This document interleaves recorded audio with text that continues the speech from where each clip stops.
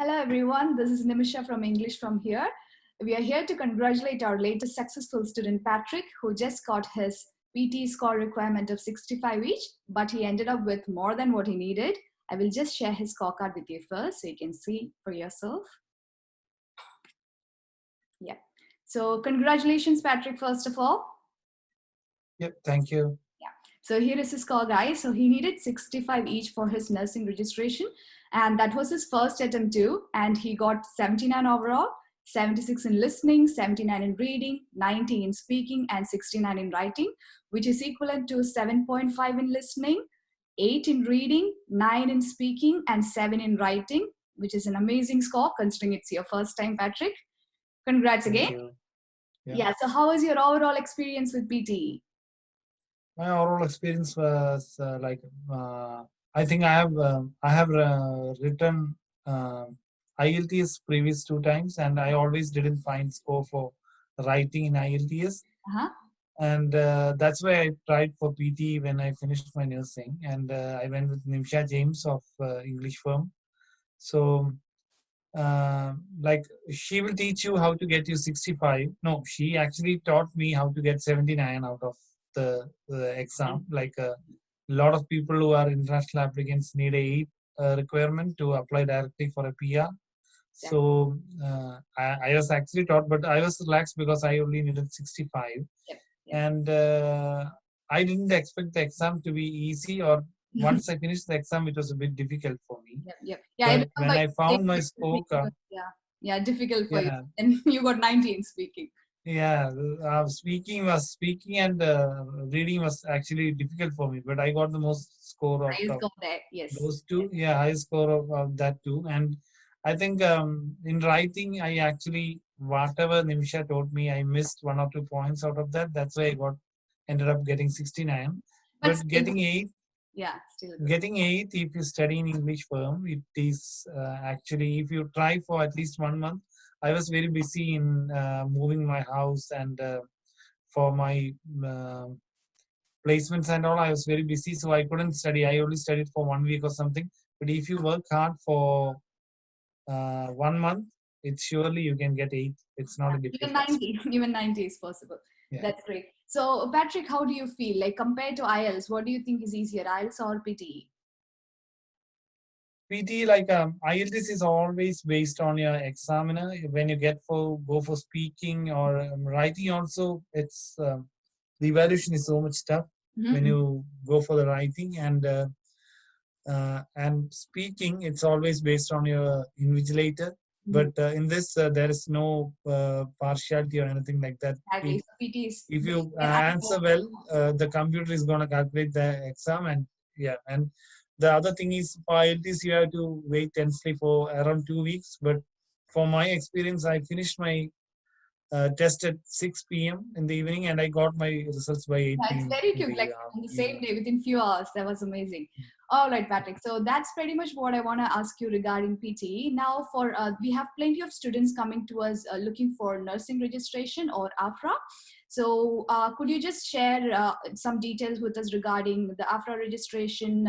Is it better to go for OET or PTE or IELTS?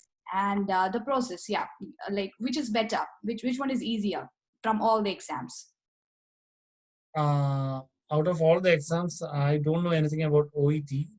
Some people say that for OET, OET is different for every professionals, and some people I know that they have wrote OET and got it. But anyway, the fees is approximately double of IELTS or PT. Okay, so that's one another thing. Yeah, PT would be cheaper. Okay, great. And IELTS I have written, and it's not an easy test or easy task to get at least 7 in each bank. Okay. It's a very difficult task. And if you are trying for directly applying for a PR, getting 8 is impossible. If you get 8, British Council may hire you for an exam as an examiner.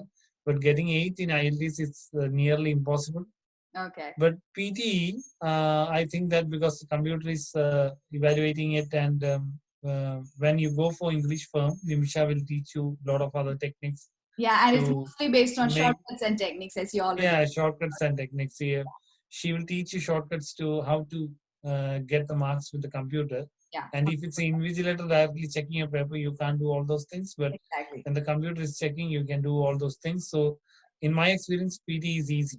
Like getting 7, it's just a piece of cake. But getting 8, if you work for at least 1 month, you would surely get 8. It's not a difficult task for you. Awesome. Awesome. All right. So that's one thing. So people who are aiming for nursing registration, I think the best way to go would be for PT. It's quicker, it's easier, and it's easy to get the score as well, especially 7 each, because nursing score requirement is 7 each, right? Which is equivalent to 65 out of 90. That's just for registration. For registration, yes. People who try for PT, I will always advise them to get 8 so they can directly apply for a PR, because most of the hospitals are not sponsoring any nursing students now. It's so difficult to get a sponsorship in Australia. But if you get 8, you can directly apply for a state sponsored or at least regional PR. So nurses can find job anywhere. Of course, yeah. Always aim for higher than what you need. The more, the better. Yeah. All right. And regarding AFRA, like how long is the process? Is it a very tiresome process, or you just have to submit documents, or how does it work? There are a lot of documents to be submitted. Like if you're an international applicant and if you have lived more than 6 months in any other country than Australia, you have to apply for an international criminal check. Okay. Like even if you have stayed in Australia, normally, even for all other requirements, if you have stayed in Australia for past 5 years or something, you only need Australian police check. But with AFRA, when you go for a nursing registration, if you have lived at least more than 6 months in any other country after 18 years of age as an adult, you have to apply for that country's police check, and you have to also submit for Australian police check. All right. Those are one documents you need. You need your English language requirement, which is like you can get either these IELTS, OET, PTE, or TOEFL are the exams. And even if you don't get your requirement in one chance, like for PT, I will tell for PT, like first chance, if you are getting more than 65 for 3 modules and one, it should be at least higher than 58. You can do another exam in 6 months. Or as soon as possible, and you can aim for the next one module you missed. You need to get it 65, and none of the modules should be below 58. Then you can apply for the registration. Perfect. Yeah, that's another advantage for you guys. Like for registration, you can club 2 results, which is done in a period of 6 months. Which is written in between 6 months. 6 months, but the combined score should be 65 in each of the modules. Overall needs to be 65. None of them should be below. None should be below 50. Perfect, perfect. And how long is the registration process usually? AFRA normally tells that it's 6 weeks, but it's like a lot of people are applying for nursing registration this time. It will at least take 2 months. So, and this year, because of COVID, earlier it was like if you are going to finish your nursing course or placements in 6 weeks, you could have applied now. Yeah. But now they have made it like if you're going to finish in 3 months, you can apply now. So I will tell once you go for your last placement, apply before that. Do it, yeah, as early as possible, right? All right. Okay. That's great, Patrick. So I think that's the questions that I had in mind for you today. Thank you so much for your time. I'm sure this video would be very informative for all the nursing students out there. And we'll be back again with another banging video. Thank you. Thank you so much again, Patrick. Thank you. Thanks, Nimsha. Thank you.